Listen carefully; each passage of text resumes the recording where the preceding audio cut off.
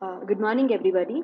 I cordially welcome all the participants for the second day of a faculty development program, Smart Cities, sponsored by Atal. It's an immense pleasure for me to welcome the speaker for the day, Dr. Jonathan Raykintel. Welcome you, sir. A brief introduction about the sir. Dr. Jonathan Raykintel is the CEO of Human Future, a global business and technology education, advisory, and investment firm. He is the former Chief Information Officer for the city of Palo Alto and a multiple award winning technology leader whose 30-year career has spanned both the private and public sectors. In 2017, he was named one of the top 100 CIOs in the world, and in the 2016, he was named a top influential CIO in the United States.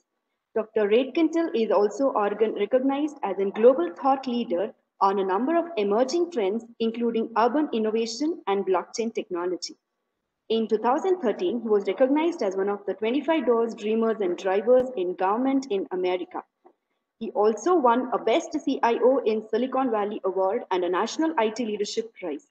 His innovative work in government has also been recognized by the White House.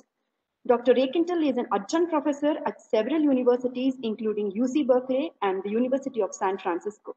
He is a popular writer and online host, producing several highly successful online courses with LinkedIn Learning. He co-authored the Apt Challenge Playbook, and he is a frequent public speaker on a wide range of technology and business-related topics. He co-hosts the popular podcast Drinking Wine Talking Tech. His current book, Smart Cities for Dummies, is available in most bookstores and online. It's a very immense pleasure, sir, to have you with us today. Welcome to you, sir. Thank you so much. Over to you, sir. Yeah, thank you so much for that lovely introduction. It's great to hear from you, and I have to say I'm very privileged and honored to be invited to speak today to so many incredible people that we have online today. It's what a tremendous opportunity and honor for me to get to share my insights and experiences with all of you, and hopefully when we're done today, you will have a bit more knowledge, perhaps, on this big topic of the future of cities. So it's really a big thrill for me. It's a lovely evening here in near San Francisco. I'm in Northern California. It's nighttime, as you probably know. It's 8:30 in the evening, and what a great way to spend the evening with you to talk about cities. I'll be giving a talk for about an hour and or so, plus or minus, and then we will open it up for any questions or discussion items that you would like me to address or to have a conversation around. So yeah, it'll be a traditional lecture, and then we'll have an opportunity for an exchange. So again, thank you for joining me today and for spending your morning over there in India with me. What I'm going to do is I'm going to go ahead and share a PowerPoint presentation with you. And if the technology cooperates, we should see it come up here on the screen any moment. And I'm confident you'll let me know if you don't see it. But I'm going to assume that you can see it great. So my talk today is going to talk about the background of smart cities and the future of cities more in general. But I am going to focus on some of the related technologies that are beginning to help create a better quality of life for people in cities all over the world. And hopefully by the end, you have a better sense of why this is such a really important topic and a multidiscipline topic. It also is a lucrative topic. As you'll see in my presentation today, there is incredible opportunities to build businesses and provide services to the thousands of cities around the world. And, I think of cities and the work we do almost falling into two categories. One is the work to build better cities is important, valued work. We should do it because it's the right thing to do. We need to build cities where people have a good quality of life and They have access to education and healthcare and all sorts of services. But you can also provide services and run cities, help to run cities and make money and actually build businesses, very successful businesses. So this is a great topic because it's an intersection between our ability to do good in the world and also potentially build businesses and careers out of it. So it's kind of a win-win. Having said those two things, the work to build better cities is effectively essential work. And I want to build a case around that with you today and see if you agree with me or not. Now, it's really fascinating. The science tells us that Homo sapiens, our current form of humans today, we've been on the earth for about 200,000 years in our current iteration. And curiously, for most of that time, about 180,000 years of that 200,000 years, nothing much changed. Nothing really changed in the human condition. For example, if you were born 150,000 years ago versus being born 50,000 years ago, life wouldn't be much different for a human being in terms of what they did each day and the conditions in which they lived and the struggles they had and the opportunities if there were any. There weren't many of us, first of all. There weren't many humans. A lot of us were in East Africa, in fact. As we started our journey to populate, move up into Europe and Eastern Europe, and then through the Americas and South America, etc. And so we were sort of migrating, and it was because of our desperate needs, weather patterns and availability of food and a whole variety of circumstances. But we didn't really sort of set up a settlement and sort of say, hey, we're going to stay here, and have our children here, and our children can have their children here too. That sort of notion is only, we think now, in the ballpark of about 12 to 15,000 years old. So it only happens in the more recent times of our 200,000 year history. Here I'm showing a picture, in fact, of what used to be, up until recently, we believe, the oldest city in the world, the first city. And it's a city called Çatalhöyük. In fact, it's in Turkey, and I should correct myself because my Turkish friend said it's Çatalhöyük, although it's spelled C-A. It's got a sound of C-H, Çatalhöyük. And this city was established 9,000 years ago. But the reason I give it a little disclaimer is I'm told now that there is another city in Turkey that may be 12,000 years old, that has been recently excavated, and we're learning a lot about it. But nonetheless, what we can take away from this is, at some point, humans decided it was actually quite useful to build these permanent fixtures and do things like start to have agriculture where we cultivated the land, and then we had things like roofs, and windows. You don't see a lot of maybe windows in this particular setup here, but certainly humans were living under a roof that they'd manufactured themselves, and they had systems. They had some sort of basic function of water systems and trade and communications. And it started in this case, in Çatalhöyük's case, 9,000 years ago. But wow, we changed the world ever since then. As soon as we got excited about the potential for these sort of fixed communities, we built upon it.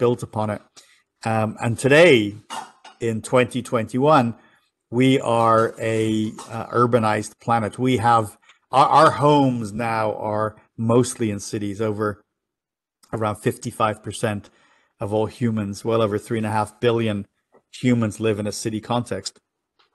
And we actually like our cities a lot. We found that now people are moving into cities at a rate of about 2 to 3 million people per week, still around the world, and that'll continue for many decades. We'll probably get at some point in this century to about 70, even 80% of all humans in an urban context. So living in a rural setting is going to be quite rare.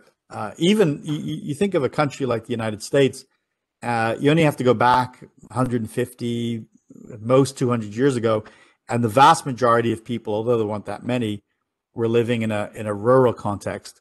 Over 90%, and now as we are approaching 2021 or in 2021, it's flipped completely. Now we are over 90% urban here, pretty much in the U.S. If one of the major catalysts that resulted in rapid escalation of urbanization was the first industrial revolution. So you see a significant uptick in urban migration around the 1750s, around 1750, which is only 270 years ago, approximately, if I'm doing my math correct. 270 years ago. Yeah. It's late here. Remember, it's late in San Francisco. My math might be a little off, but I think that's right. And because we started to see the formation of factories, people were attracted to that environment where they could get reliable income. And with factories and reliable income, we saw the beginning of things like schools and law and order, and even discretionary time to attend entertainment and better healthcare. And overall, your circumstances were going to be better in England and Europe in the 1700s if you were in an urban environment versus a rural environment. Now, having said that, it's worth pointing out that living in cities in the 1700s was not great. It was not good. London, would have been one of the great cities of the world, and at that time, and certainly was increasing rapidly, and there's a lot of construction. But conditions were tough. Disease was rampant, and the likelihood of getting stabbed or murdered or mugged was pretty high. Even though London today is a major city and it has its fair share of crime, it's really safe when you compare it with what it was like to live in the 1700s. Fortunately, as time passed, things got better. Certainly, conditions got better in terms of healthcare. Many of the early urban environments, had exposed drainage, and that was a way in which disease spread rapidly, and things like cholera were absolutely devastating, as were many other sicknesses and issues that people suffered from.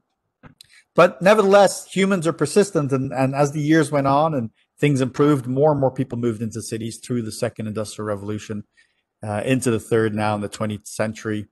And here now in the 21st century, we've continued that journey, and urbanization is one of the dominant characteristics of the human experience, really dominating every aspect of who we are, what we do, and how we live. Now, I've had the great opportunity to travel all over the world over the last few years, in a variety of capacities, but I've certainly enjoyed meeting city leaders, and I love to travel. I love to explore new cities, and making a lot of observations, learning a lot.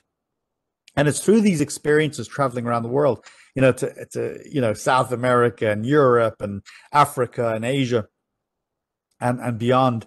I've been able to collect a lot of experiences and a lot of knowledge, and I've seen what worked and what's not working, and where we still have a lot of work to do. And really, by the way, if you're wondering, the bulk of the work is definitely ahead of us.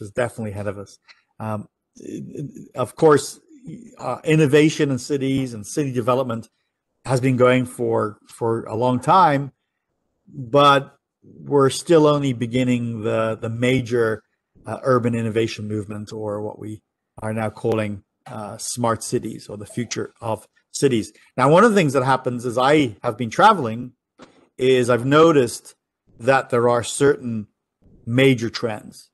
Now, one thing that's for sure, if you go to Kolkata or New York City or Melbourne, Australia, you're going to see a lot of different challenges. And those challenges often reflect the needs of that city and that community.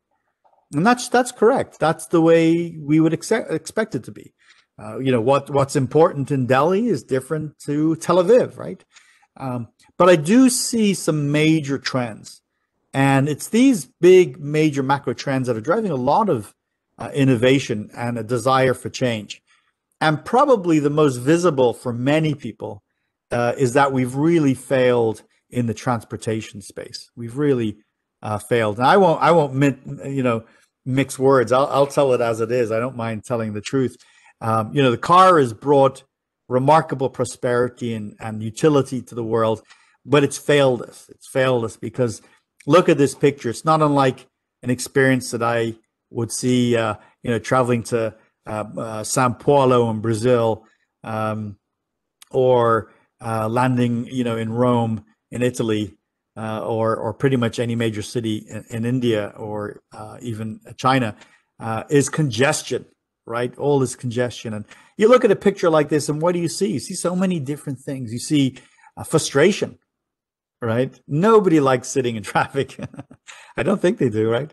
Nobody likes sitting in traffic. And sometimes you look at this and, I remember when I was working, at the city of Palo Alto, and I lived about 12 miles from my home, and it could range. On a good day, I could get home in 25 minutes.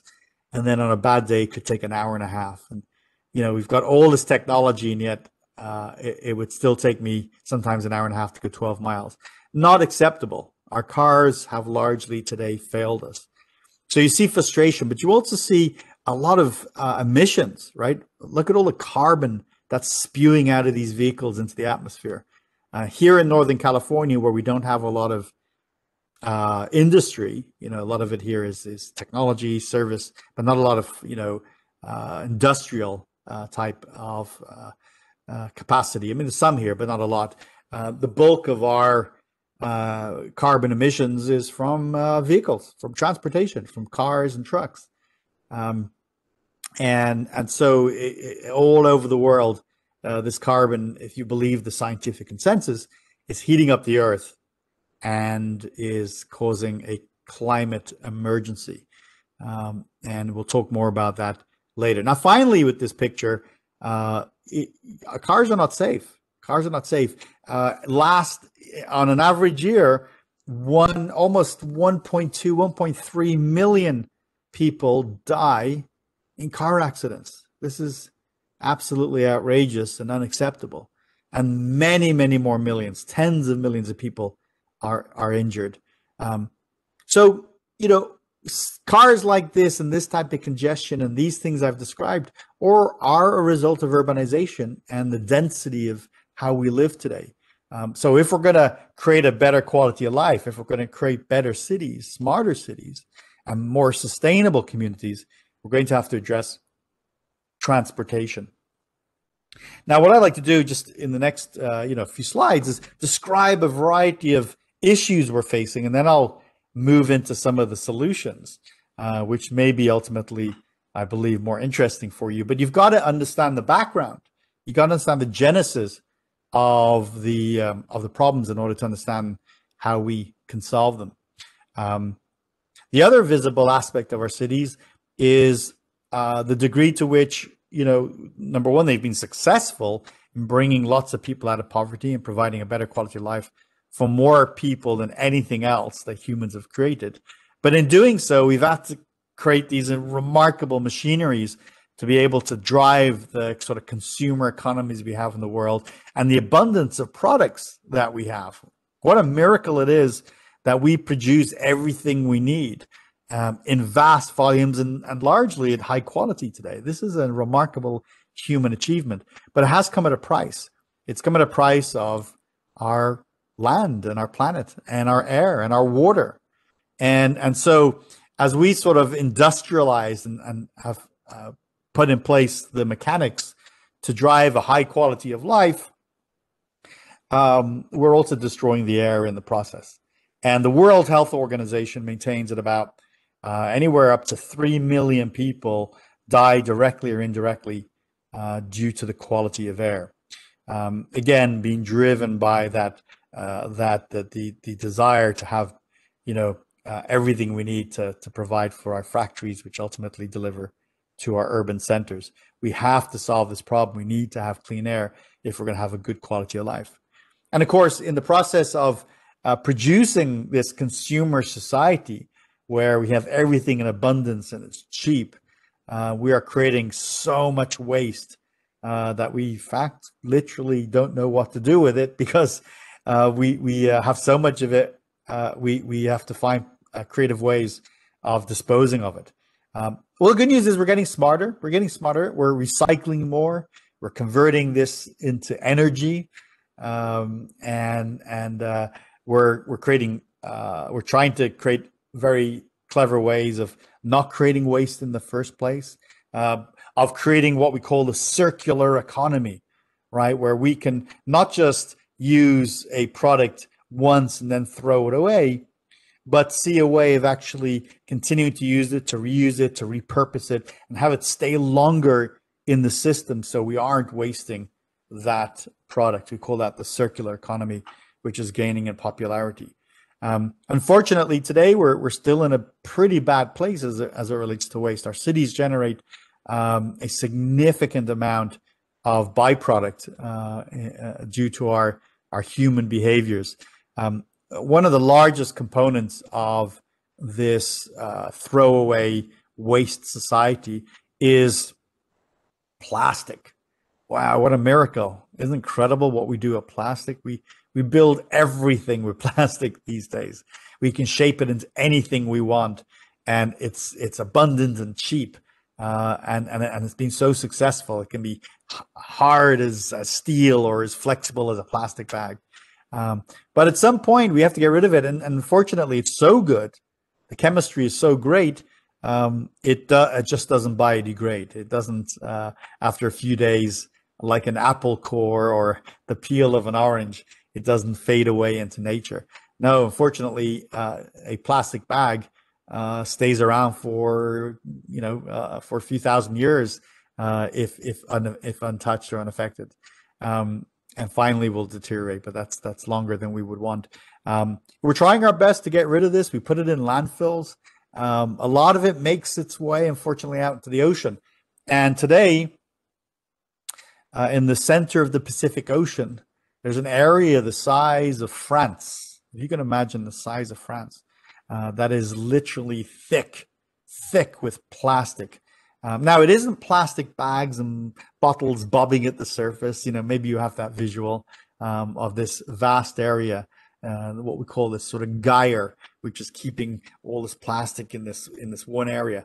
What happens is when plastic makes its way into the ocean and flows with the currents into this gyre, which is a sort of a type of current, that plastic is broken down by the motion of the ocean, and it's broken down to little beads, and those beads, that's what you actually see if you got a net and you put it into the water and took out the beads in a net.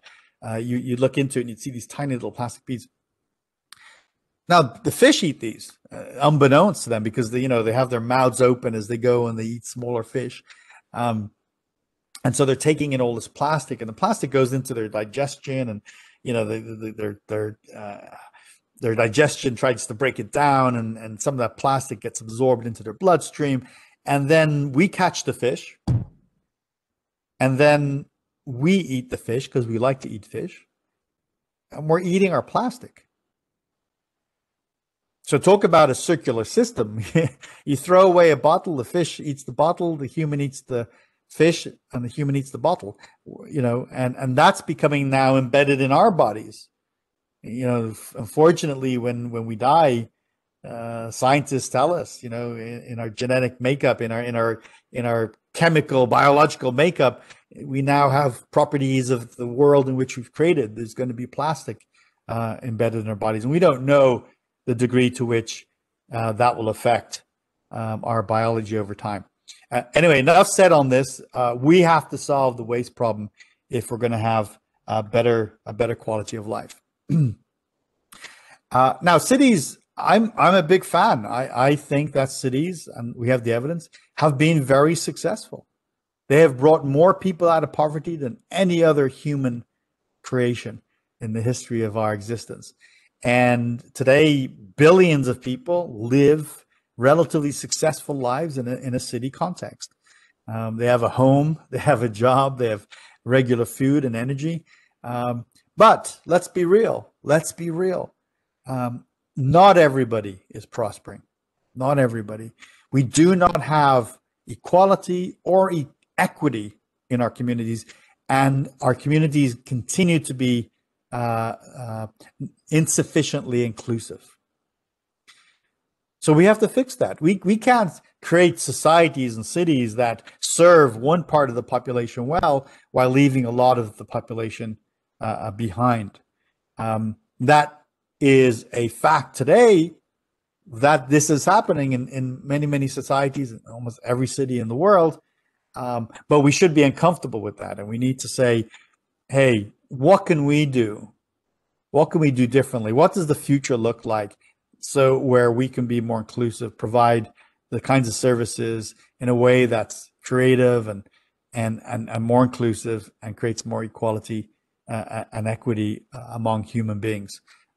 This is a city problem. This is fundamentally a city problem that we have to solve. Now, you can't have a talk on cities or the future of our planet without talking about climate change, or what we're now calling the climate emergency, because it is certainly, in my view and the view of many others, an emergency. Let's just look at some statistics as it relates to our climate problems. Firstly, with rising sea levels as a consequence of a whole range of things, coastlines are beginning to be affected and will be increasingly affected in the years and decades ahead.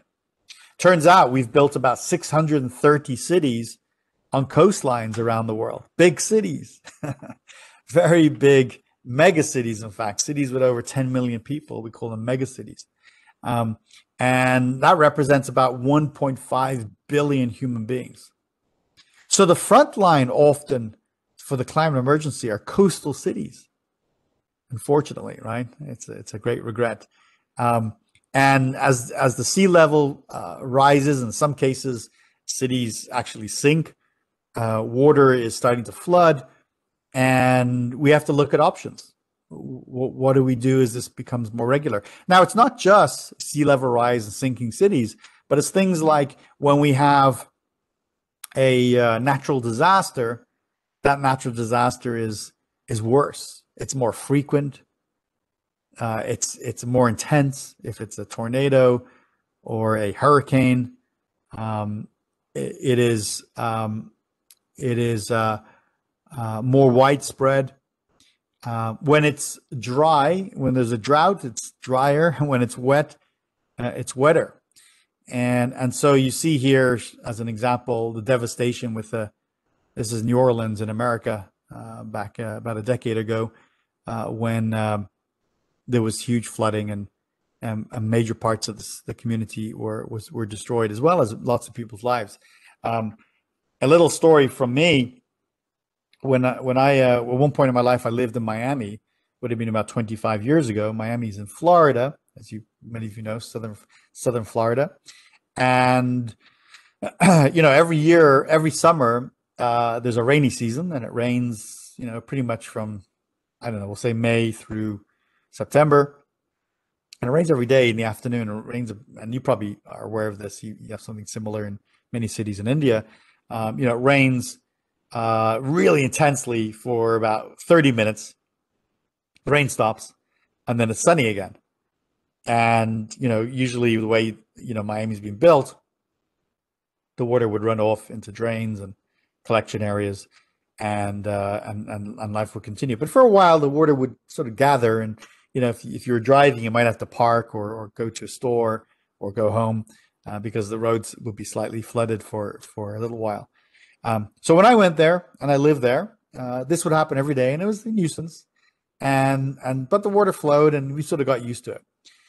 Now, today, 25 years, barely 25 years later, probably more like 20, 23 years later, they have these storms every day. That hasn't changed.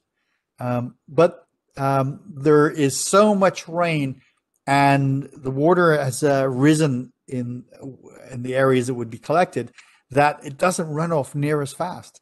And it gathers under, at intersections, under highways, and it's increasingly a big problem. And in fact, in some areas, there are pumps now to get the water out of the road, and the water is pumped out into the ocean again because it's not naturally flowing out anymore as it used to.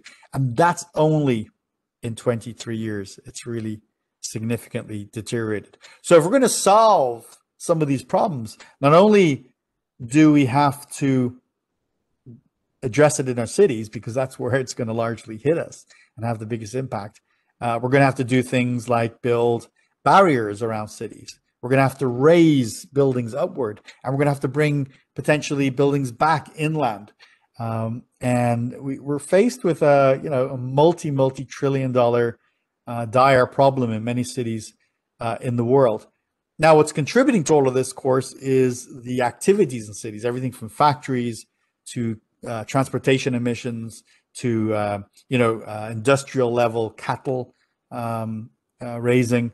All of this is creating a lot of carbon emissions into the environment, which is raising the temperature of the earth, which then ultimately is resulting in a lot of these climate emergency issues. We're going to have to fix those issues in our cities if we're going to see the macro problems solved. So the climate emergency is solved largely in our cities. And so we can't separate these two topics. The future of cities, future smart cities and more sustainable communities are reliant on our activities to contain climate issues. Now, I've been talking sort of at a pretty high level for a while here. And now what I want to do is take us down a little bit, take us from the sort of macro of these big issues and really start to get into some of the problems that we have at a local level, things that most of us can relate to and will make a difference pretty quickly. Now, when you think of a government office, you're probably thinking of something like this. This is not so uncommon in the US. I'm going to guess probably there in India, not so uncommon either. Of course, right now with COVID, nobody's meeting. So we got a bit of a year to 2 years of a break. We have pushed some of the digitalization technology forward because we're forced to do a lot of this now online. But this hasn't gone away, and it's not going to go away quickly. When you think of a government service, you're going to go to an office like this. You're probably going to take a number, wait for your turn, and then have to fill out some paperwork. And it's all a bit of a mess. It's expensive. It's full of errors, and largely it's inefficient, and it's a bad community experience. Nobody wakes up. Very few of us wake up and say, "Oh, I can't wait to go to a government office today. Whoo, good fun. I'm going to spend my day at a government office filling out paperwork." Not many of us have that experience, and very much as you look around the world at sort of cities that are on the leading edge, this is where they're tackling the problem, because they want to say to their community members, "Hey, you know what? When you have to deal with government, when you have to deal with this local government, which is a city, the experience should be quick. It should be pleasant. It should be easy, inexpensive, and convenient," right? That's what we want. We want that because today, that's what we expect from services. Our world, our private world, our world of consumerism, our world of entertainment, our engagement with each other, our social worlds are all being facilitated digitally, largely through smartphones as it happens. And then when we deal with government, it feels and looks like this. So there's this huge disconnect, right, between this experience and the actual experience that people want. It turns out that most people, and most people, by the way, includes all of you who are watching today and part of this lecture, and myself, who would like to have a better experience. And so how do you go from this, right? This pretty, unfortunate, I would go as far as to say dysfunctional environment to this much more functional, high quality experience. And this is what we call the digital transformation, right? This is the digital transformation of government. And this now represents yet another way of us looking at sort of our day-to-day issues and thinking, how can we change the experience that people are having with their cities? How can we improve transportation, air quality, water quality? How can we address climate change? How can we address day-to-day experiences? We have to look through the lens of innovation and different thinking and bolder thinking if we're going to solve them. This, by the way, this domain alone, the digitalization of government, digital transformation of government, is alone worth trillions of dollars in opportunity. Why? Because the 10,000, medium to large cities in the world are largely not there yet. They are still dealing with paper forms and analog processes. So we have a chance to convert millions of services all over the world and the thousands of cities to a better digital experience. And I think this represents a near-term, low-hanging fruit, popular American expression, for us to sort of go after a problem and solve it quickly, is grab a dysfunctional government service and put it online, make it digital. Now, as we look at this broader area, and I've only taken a few areas that are interesting to share with you. There's a lot more, of course. If we had a whole semester together, I'd be able to share a lot more. But I've got a small window to be with you today. The broad smart city opportunity that I keep referring to, we think under normal circumstances and not in a non-COVID environment, would be worth in the region of $1.5 trillion.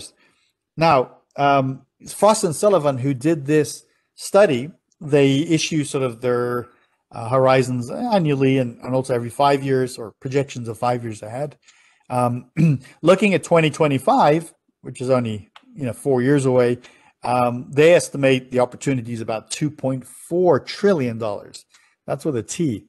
And that represents areas like, making our transportation better, as you can see on this slide, better energy, infrastructure, education, buildings, various big chunks of activity represent a lot of tremendous economic paths for people to take. And what's interesting, and this is what I stress with a lot of the audiences I speak to, whether it's in universities or in private industry, is there's so much room for new entrants and new ideas. There's so much room. We haven't solved most of the problems that need to be solved. So if you're looking for an interesting area to explore, or for your students perhaps, or if you're a student and you're looking for an interesting career, find an area that you're passionate around that affects cities and communities and try to solve it. Because I'm telling you, all over the world, we need hundreds of thousands of new solutions, and there is money and there is motivation to pursue those. Okay, so what I'd like to do is begin to talk about solutions now, because I've talked a lot about problems with you this last while, but let's try to talk a lot about some solutions. I just want to start with an example, and those of you who've had the opportunity to travel here to the United States will probably recognize this. It's quite a famous place. Maybe those who haven't traveled know it anyway, from New Year's Eve and from movies. This is Times Square. This is Times Square. This is the pretty much the center of Manhattan, the center of New York City. And over on the left side of the screen, you can see sort of Manhattan I think about 15 years ago. And it's always been a busy place. It's pretty much sort of a intersection of traffic and commerce and humans moving about. And you can see here, if you look at the left, pretty pretty much dominated there by buses and taxi cabs. A lot of people out there, but people are walking, and they're trying to avoid traffic. It's probably quite noisy, and probably a little bit smelly. Smells because of the fumes and the traffic. It's probably a little dangerous. Bicycle, not great for bicycles. You don't see any bicycles actually there, which is really interesting.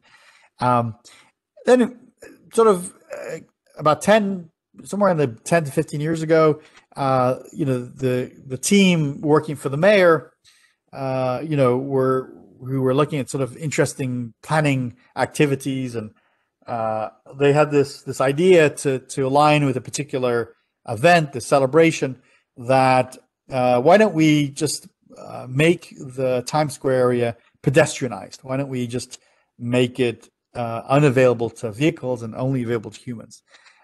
Well, there's a few problems with that potentially at first. And then one is what happens to all the buses and cabs? Firstly, and will people be happy? What about the stores? Will it screw up transportation and traffic all over the city? Well, the only way you can really find out, you can make all sorts of projections, is to try it, right? And so the idea was, I think, if I'm not mistaken, it was to run it for 6 months. It was going to be for a particular event and a particular time, and after 6 months they would open it up to cars again. So anyway, they blocked the traffic and pushing up against quite a lot of resistance, if you can probably guess, from the bus drivers and taxi cab companies. And if you look at the right hand side here, what started to happen was you got people who would start to congregate and meet, and you saw these seating areas and little you can see little sort of benches there, probably people eating and having coffee and enjoying, people watching, and the noise had gone and the air quality had improved. And I went there, in fact, been many times, but I went there, long after this change. And I was out there at sort of, I think we'd got to a restaurant, then a movie theater, a theater. Perhaps we went to a theater, then a restaurant, I'm not sure. And it was 1 a.m. and then 2 a.m. we woke up here, and it was packed, like it was the middle of the day. Well, of course, the saying is New York is a city that never sleeps. But really, it was lit up and packed with people at sort of 2 a.m. at night. And people started to really like it. It was safer and cleaner and positive in so many ways. The city decided, after all the good feedback and all the positive experiences, that they would keep it in place. And so one last sort of thing that you might be thinking is, what happened to the buses and cabs? Well, unintuitively, they were rerouted, of course, but unintuitively, traffic improved. Traffic actually improved. So sometimes the outcomes can be surprising and unintuitive. Now, what this really represents is that we can think differently about our communities. We can actually get our cities back from cars, right? Cities should be built around people. Unfortunately, we spent the last 100 years building cities around cars and not around people.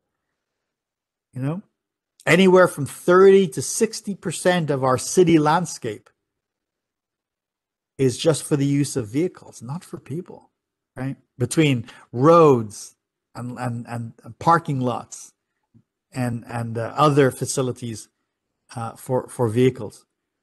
And so all over the world, we're seeing areas be regained or at least created for the first time for people. We're placemaking for people. We're placemaking. And so you might think, well, aren't smart cities just about technology, about big data and about digitalization?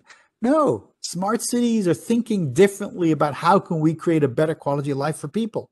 And if that means creating places and placemaking, that's the way we're going to do it. We're going to do it by pedestrianizing. Now, COVID-19 came as a big surprise to all of us in January of 2020, and everything changed. Obviously, we were all sent home and we're working from home, and not a lot of traffic out. And cities are beginning to think differently about how they should function. And many communities have opened up what used to be busy roads to people to walk. and to bicycles. We see an explosion of bicycle lanes. And some have wondered, will those bicycle lanes and walking areas, will they just be thrown away when COVID is resolved?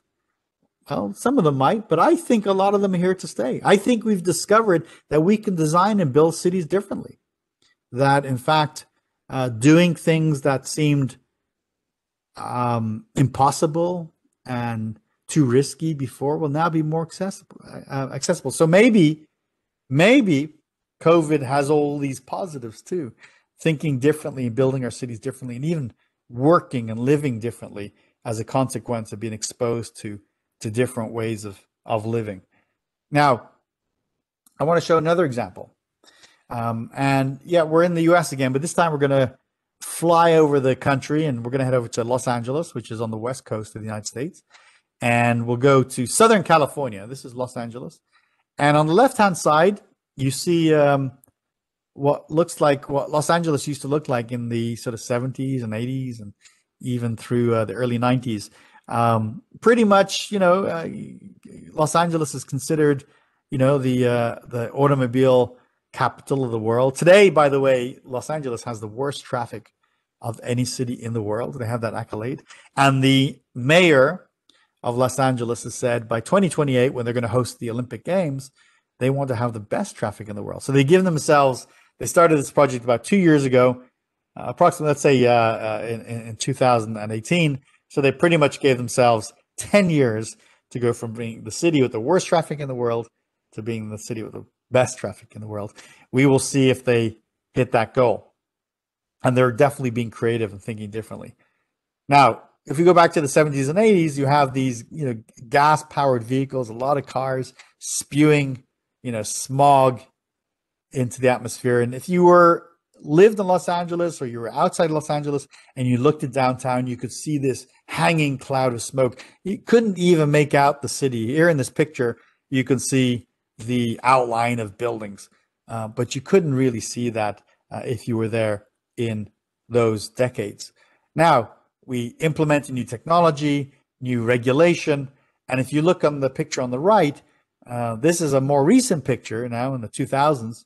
The smog is largely gone. We solved the Los Angeles smog problem, not completely, but reduced it very materially. And the way we did that was through behavior, regulation, and technology. The implementation of the catalytic converter, the use of unleaded fuels, the implementation more of electric vehicles, more public transportation, and we start to see a change. We start to see a change in the quality of air. That's what it means to be smarter about the world, is to completely think differently about how you solve the problem. Even if it's a hard multi-decade problem, those are the types of things that we're going to have to do. Now, what's probably not lost in any of us is as our cities grow, and they rapidly grow around the world,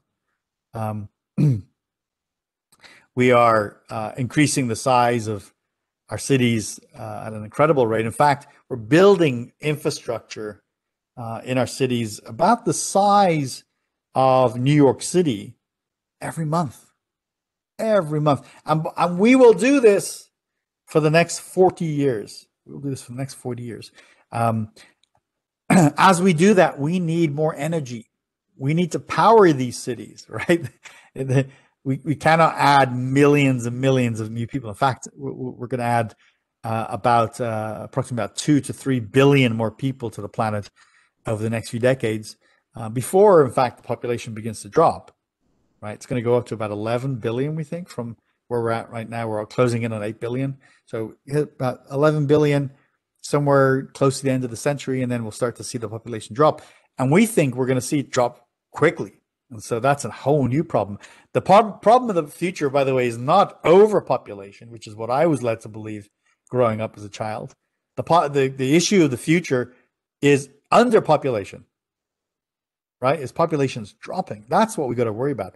Now, I don't think we have to worry about it in the short term, because this is an issue we'll face more in the sort of 100-year time horizon.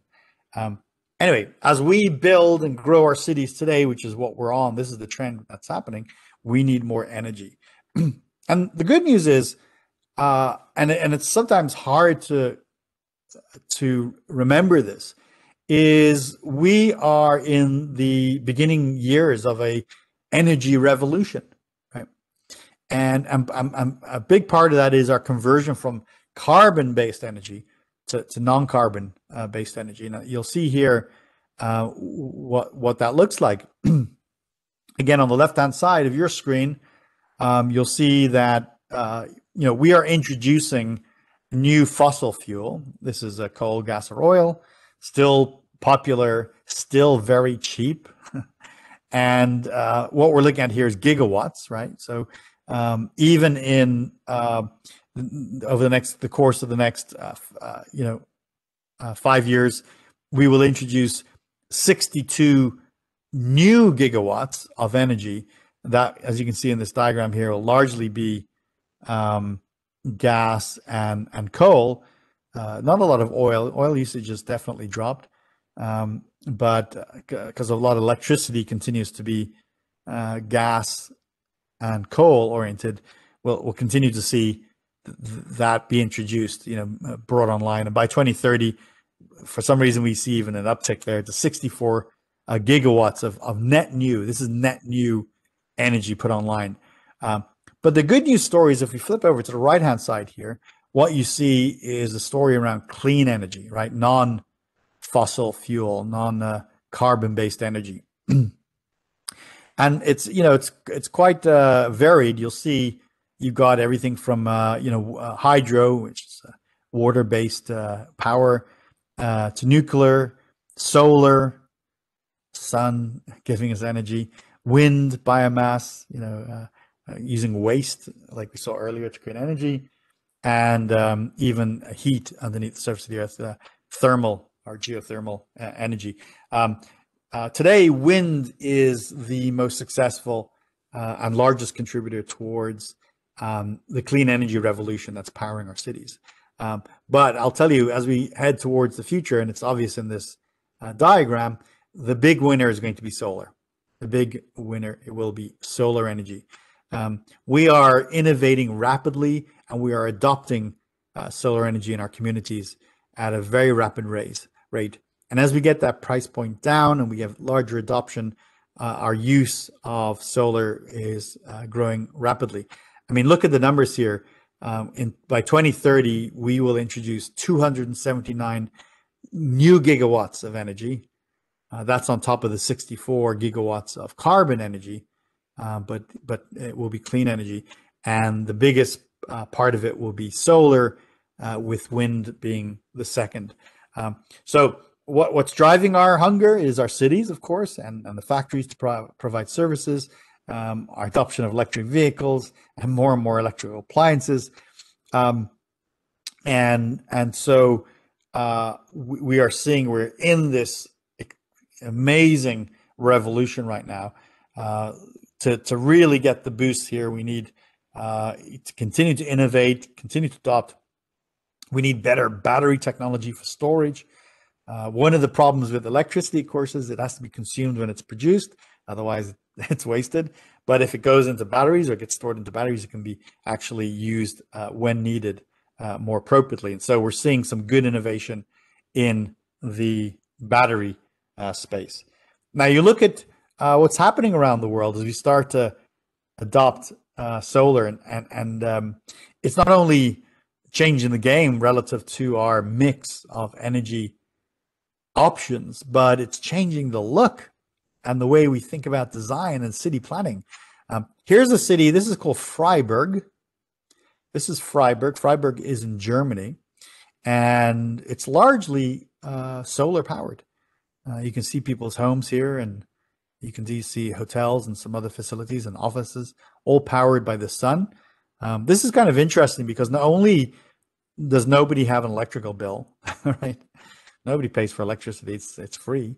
But in fact, on good, hot, sunny days, they can often produce more power than they need, and they can sell it back onto the grid and can flow to different parts of Germany. And if you're a homeowner, your house is actually making you money. Instead of an electrical bill, you get a monthly electrical check with cash You get cash for generating solar, and there's no better way to make money than just to have it happen when you're sleeping, right? That's a great way to generate money.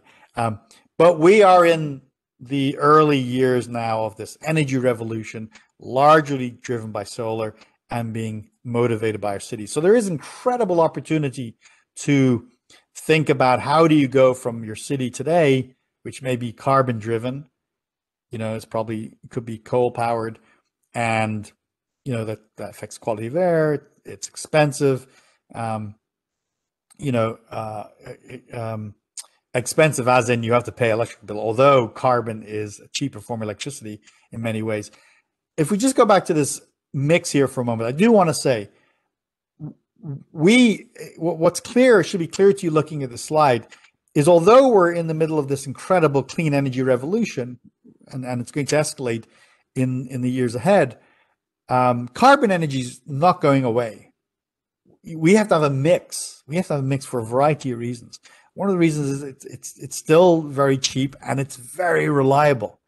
Burning coal, burning oil, burning gas is pretty reliable versus things like waiting for there to be a lot of wind, or for to have relying on a series of very sunny days, or continuously having sunny or good solar days. So we will have a mix for quite a while until we can figure out the technology in the long term. Now, as we begin to think about other ways to address our challenges, we have to bring in new ways of thinking and even new forms of technology. Now, one of the technologies that have changed the world since the 1990s is the introduction of the internet. It continues to change the world, by the way, because we still have to bring online a few billion people.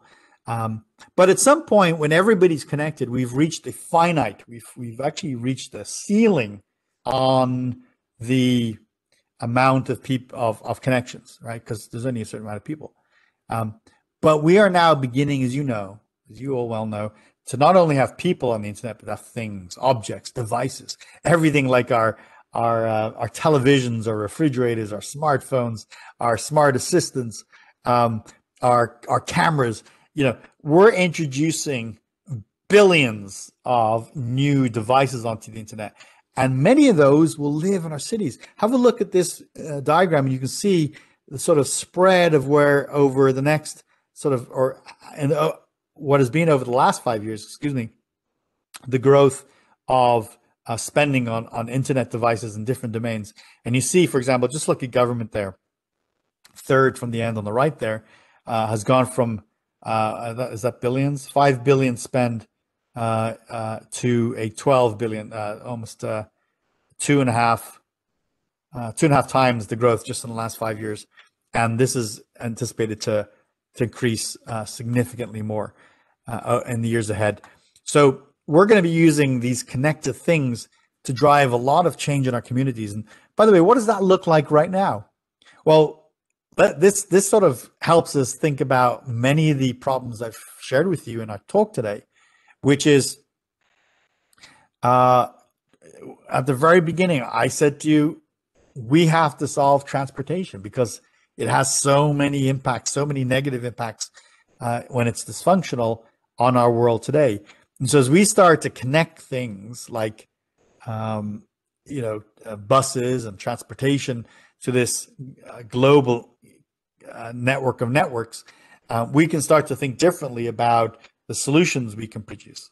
You see in this sort of currently the top 10, this is from August 2020, so it's pretty current. Around the world, IoT used in a city context is being used to make better transportation, particularly public transportation. It's helping with things like water level and flood monitoring and surveillance and weather monitoring. And you even see number 7 there, air quality and pollution monitoring, and on and on. So we have this new technology now, these cheap sensors, these cheap devices that are connected in our urban environments, able to detect different data sources and help us make better decisions, help instrument certain activities, help us be more informed, and that's beginning gradually to change the game. I think the big opportunity over the next couple of decades is going to be in this area, and it's going to be worth hundreds of billions and likely into the trillions of dollars. Here's an example. Here's something that myself and my team worked on. In fact, here you see a sensor. Actually, it's a mix of sensors that are on a traffic signal here, and these sensors that are connected to the internet, they're IoT devices, Internet of Things devices, and they are doing things like counting traffic. Now, it's funny, when you don't work in a city, something like counting traffic seems like not that glamorous or interesting. Turns out it's really important. It's really important to know how much traffic there is, what type of traffic, what direction it's going in, what speed it's going in, what kind of movement it has. Really, that's a pretty important part of city management. Also, these sensors can look at things like available parking spaces that can help with people to find a parking space. Turns out, in a dense urban environment, up to 30% of congestion is caused by people looking for a parking space.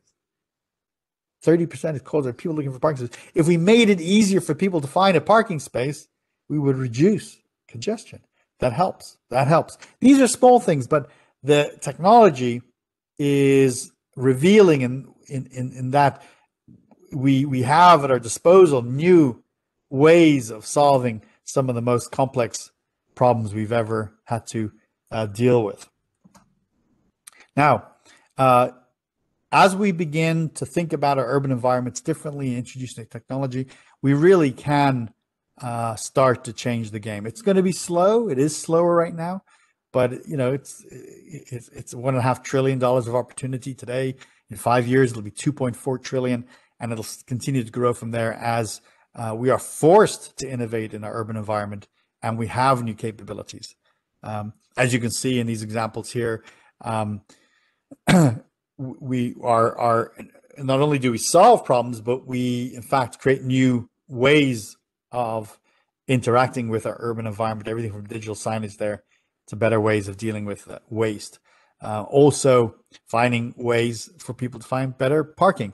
That is when we need to park. We won't have to park in the future, but we will have to park for a few more decades until that goes away.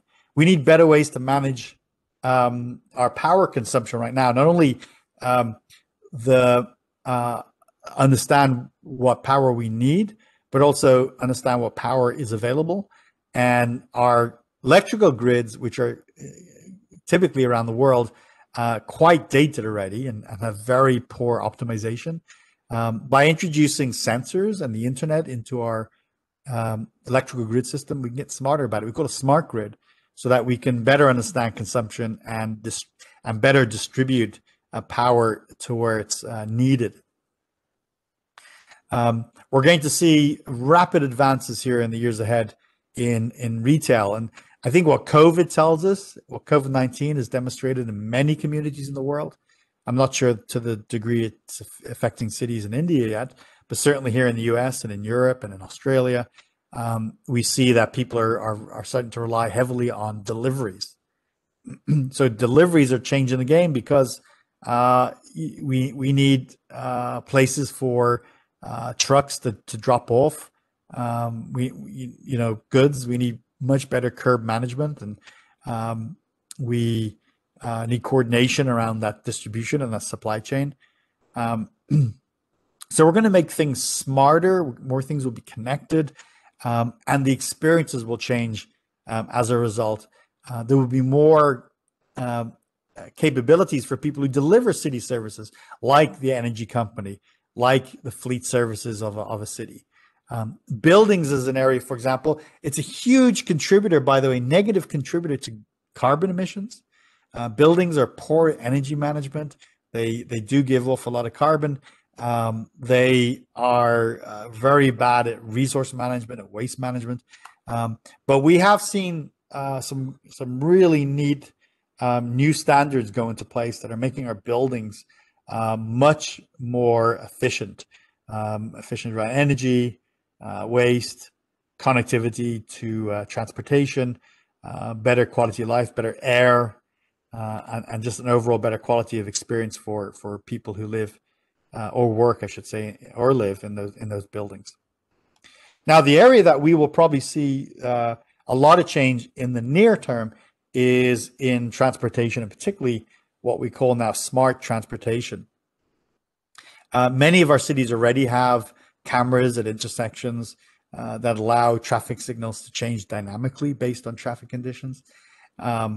We are seeing much better signage for finding a parking space, or dynamic speed indicators. You see the VMS sign there.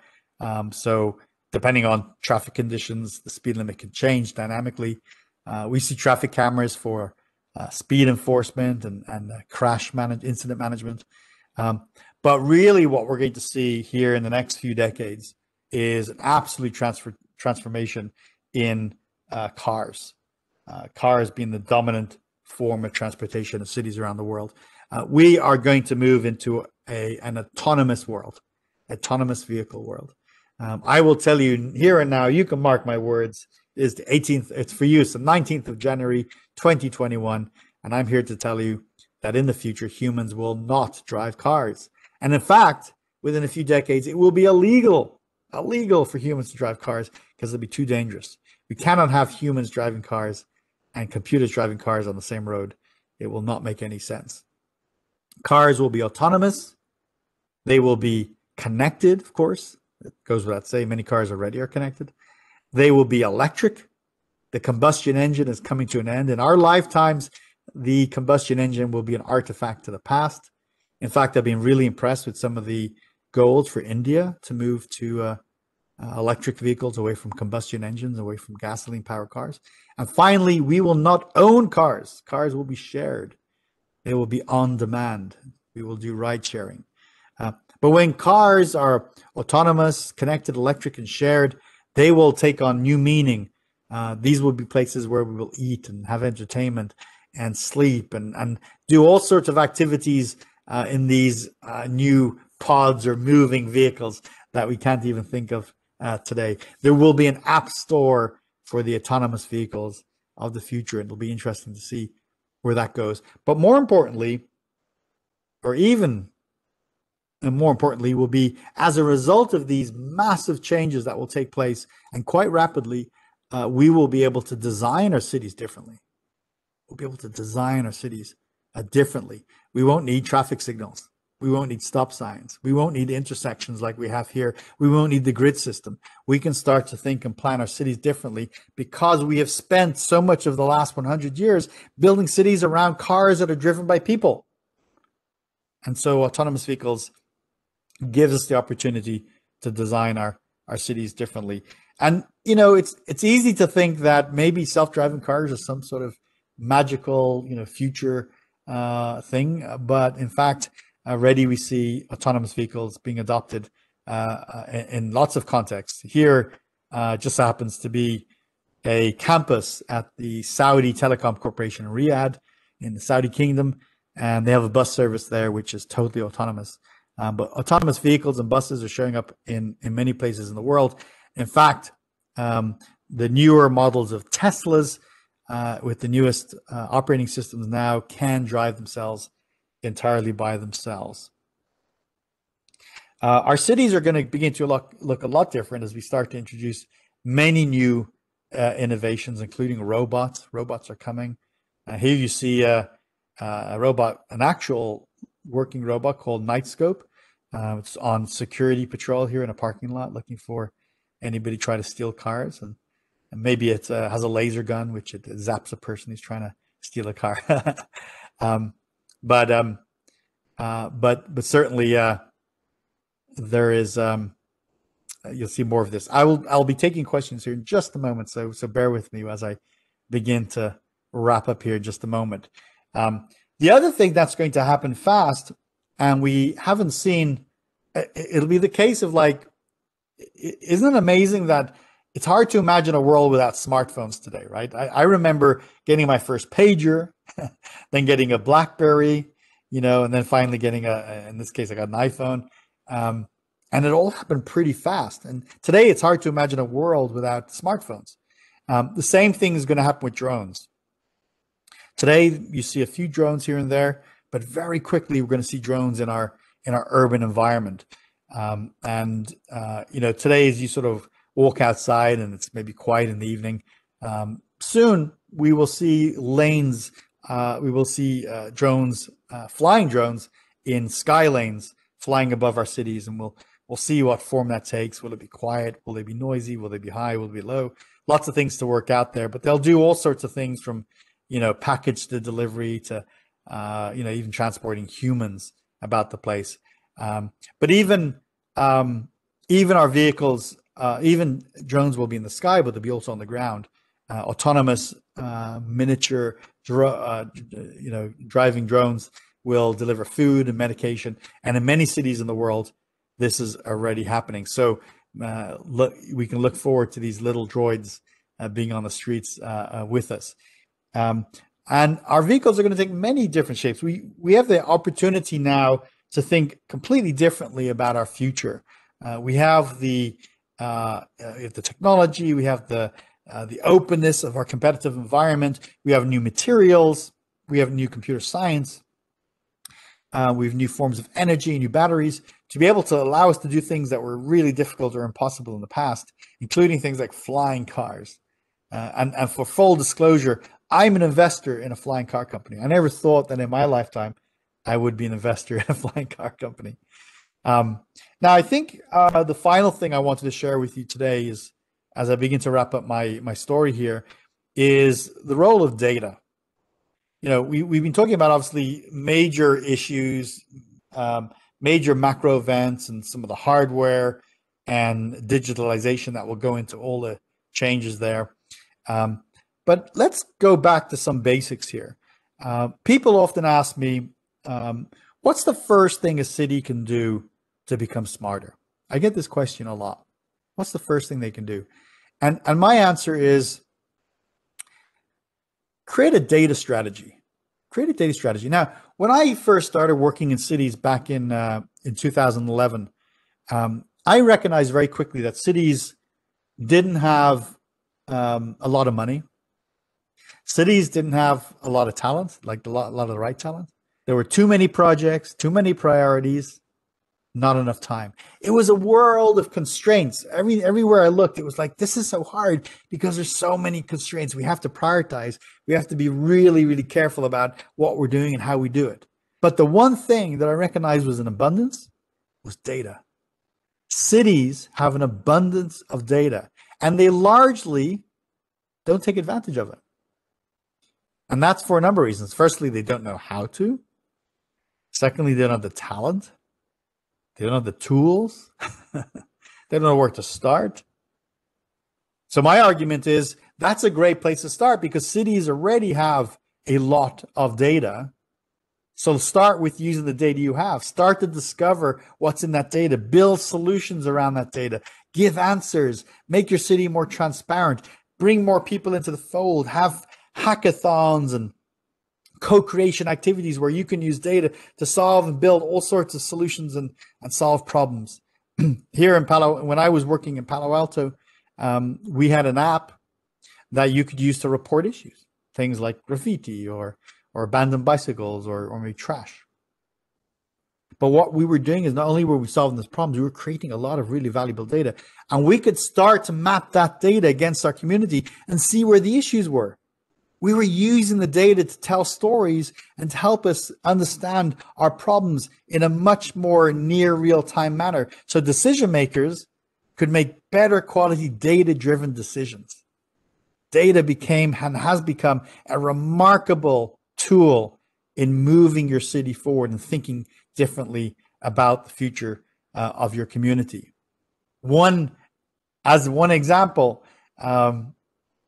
sometimes when I have people in a classroom, I like to brainstorm a little bit what's in this picture. But what you're looking at in this picture is a heat map of crime. So as you can tell there, when you go to the purple, that's where there's a lot of crime. The orange is less, and then the green is less, and then the white area has no incidences of crime. But what makes this really interesting is this is not crime that has happened. This is crime that will happen. This is looking into the future. It's using data to make predictions on what type of crime might happen and where it might happen. This is something called predictive policing.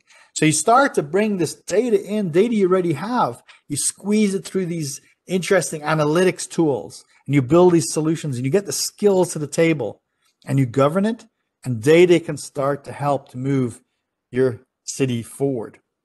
A solution that we built at the city of Palo Alto was an ability for anyone to know what was being built in their community. We didn't have to do really any net new work here, because permit data, the permits that are issued for construction, is data that's collected and stored. Well, all we have to do is build a nice front end, a lovely interface as you see here. Person can type in an address and the permit information can come back up and show a person what's happening in their neighborhood, what's happening next door, what is the drilling that's happening in the city, what they're in my road, what is why are there these boards being placed around this building near my home, what's going on? And we were able to create more transparency and create a channel between the city and the community member by simply putting a front end on data we already had. Now, as you can tell, I've been having a lot of fun here being with you for an hour and 15 minutes so far, and I've only started. I could, again, speak with you for 4 hours a couple of times a week for the next 12 weeks, and we would start to get through the content here. But I hope in the time I've spent with you, I've sort of given you a tease at what we're looking at, where the problems are, how we might think differently about them, and why this is such a huge and exciting space. And I often ask my audiences, as I sort of wrap up, if today was inspiring to you or interesting to you, or, as a professor, or as a student, or as an entrepreneur, an innovator, or just somebody who's interested, what could you do to create smarter and more sustainable communities? What could you do? You can do a lot. Now, if you liked my talk today, I hope you liked some of it. We'll find out in a few minutes. I do want to tell you, I have written the bestseller, actually the world's bestseller on the future of cities, on smart cities. And for some reason there, the screen went away. Sorry, one second. I don't know why that happened, unless somebody kicked me out. But let's bring that back up. Okay, here we go. Okay, there we go again. I've written the definitive book. I have it here with me as well. It's 400 pages of how to build a better city. I do use it as a textbook in some of the university classes I teach. So maybe the professors on this webinar today will consider using my textbook in their classes. If you go to smartcitybook.com, you will see a link to where you can buy it in India. I've included, I think it's Amazon in India. The price now is very low. Amazon is sponsoring a very low price. So it's an amazing time to buy the book. If you would like a signed copy of the book, and I'd be happy to sign a copy and send it to you, you will also notice a link in the smartcitybook.com link as well. I would be thrilled to sign and mail you a copy if that interests you. But certainly everything I spoke about today and hundreds of more things are in my book about the future of communities. Now, as I wrap, I wanted to say thank you very much for this incredible honor. It's been great talking to you. I look forward to some of your questions and comments here in a moment. If you want to correspond with me and you use Twitter, there's my Twitter handle. If you use LinkedIn, please do connect with me on LinkedIn or send me a question you might have. And I'd be happy to correspond. In the 21st century, a conversation like this is really just the beginning. It's not the end. So I hope that through this dialogue today, we have had the start of a conversation, not the end of one. So again, thank you so much. And I'd love to entertain some questions now. So thank you, sir. Some questions are there here. Can you hear me, sir? I can, yes. Yeah, some questions from the participants is there. I will read out, sir. Yeah, I can see them, yes. Yeah. Is there no negative effect of digitalization on environment or on birds? Digitalization on birds? Yeah, a good will one. there be any effect of digitalization on environment and birds? Um, on the contrary, digitalization decreases the footprint of our analog world, right? So there's less environmental footprint. Now, digitalization, the act of converting analog to digital, basically making it available through a computer, does require more power, and because of that, we need to continue to deploy, large amounts of clean energy in the future. So you could argue there's this sort of opposite, sort of unintuitive outcome, which is more power. But largely, digitalization is extremely positive. You think about here, even in the US, with so few people going to the office because everyone's working from home, because they're using digital tools, the environmental footprint has dropped dramatically. So it's a real positive. So it says here, good. I'll go through the questions real fast here. I see the ones. Why can't anybody stop the manufacture of polythene bags? That's a political question, actually. We absolutely can. There's no reason to have plastic bags anymore. We either should have paper bags, which are better for the environment, or bring our own bags to the store, right? And here, for example, where I live, it's plastic bags are. They're in many, well, where I live, you have to buy plastic bags now. You don't get bags anymore. But in many communities around where I live, plastic bags are no longer allowed. Okay, solar installation overheats the zone, affecting the microclimate. How shall we solve that? Yeah, there is this problem of what's called heat islands. Heat islands are because certain materials are absorbing and reflecting heat in a way that's heating the ambient air around it. I think we need to continue to work on the innovation there. There are some very interesting technologies that actually absorb heat and in fact can cool the environment. So I do think that as we move forward with, for example, greater utilization of solar, we have to use materials that don't give us also that heat island effect, which can be problematic. How to convert our existing infrastructure to accommodate smart connected vehicles? Would that not be expensive and time consuming? Your suggestions on what parts of existing infrastructure can be modified efficiently. I think the movement towards connected vehicles is going to be a partnership between the public and private sector. The private sector is going to pick up a lot of it because they're motivated. I mean, this transition is going forward, and so this is what people want. So you're going to see a lot of innovation on the private sector side. The public sector side is making sure that there's good infrastructure, good wireless technology, good cellular. 5G will be the dominant cellular technology.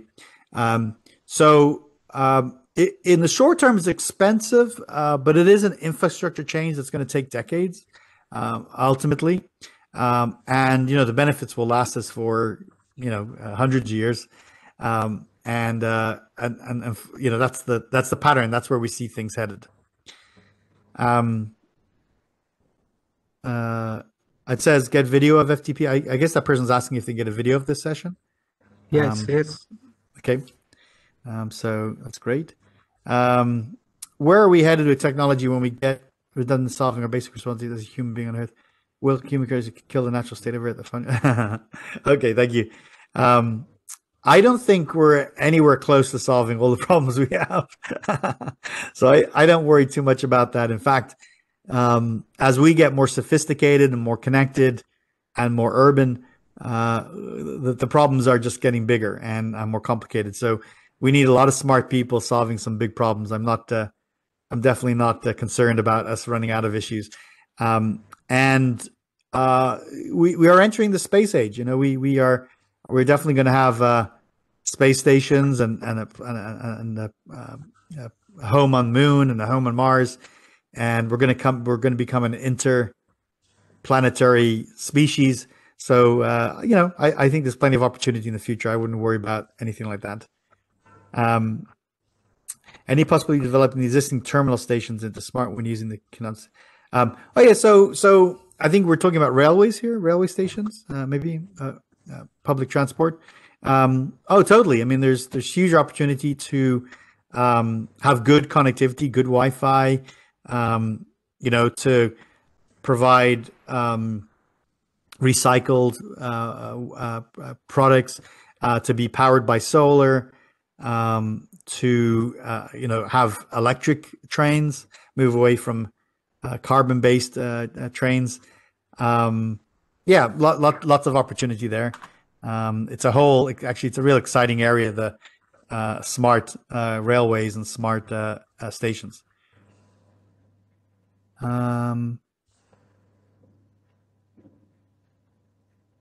Okay, Sonal says he's waiting to make his home on Mars. Okay, well, you might be waiting a little while, but you can help here on Earth. We have to help develop the necessary science for getting us off the Earth. Will smart cities affect health of humans? I hope in a positive way. Yeah, I hope as we have cleaner air, cleaner water, cleaner environment, less noise, less cars, less stress, more inclusion. I hope our health will improve greatly. There is a space in this area called Healthy Cities. If you like the smart city space, I write about it in my book. There's an area called Healthy Cities, and it has a lot to do with making sure that people have access to healthcare, but also have parks and clean air, and there's not a lot of noise. A lot of different ways of making sure that our communities can be healthier places to live. And fundamentally, by the way, health, you can't separate health and smart cities. Smarter and more sustainable communities are healthier communities. Sir, one more question. Hello, sir. Yep. Yeah, the technologies used, especially IoT and sensor technologies, are really considered smart. Because if hackers can break into, then the whole entire city is going to shut down. So how far these IoT and sensor technologies are considered to be smart? This is a question I received. Yeah. I like this question a lot. I think we focus a lot on the innovation, sometimes at the cost of cybersecurity, right? We have to make sure that as we are deploying IoT into our city environments, that we are prioritizing security. And today, I would argue we're not doing a good job of that. We're not doing a good job.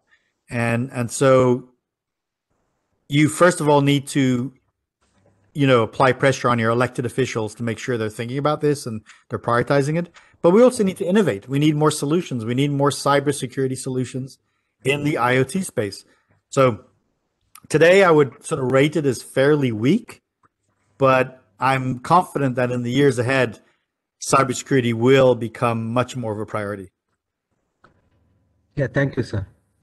Sir, one more question, last question, we will take it up. So what about privacy concerns? Nobody wants to feel that they are monitored by Big Brother. Excuse me. I don't. A lot of people will sometimes say, "Aren't smart cities surveillance cities? Aren't we giving up privacy when we're talking about smart cities?" I don't like that. I don't want anyone to give up their privacy because of making our cities better. And I do think that sometimes in our rush to adopt technology, we overlook the importance of that topic. We see it now when you use, applications at home or social media, your messenger or your apps on your phone. Sometimes the privacy is not where it should be. And as a consumer, you need to push back,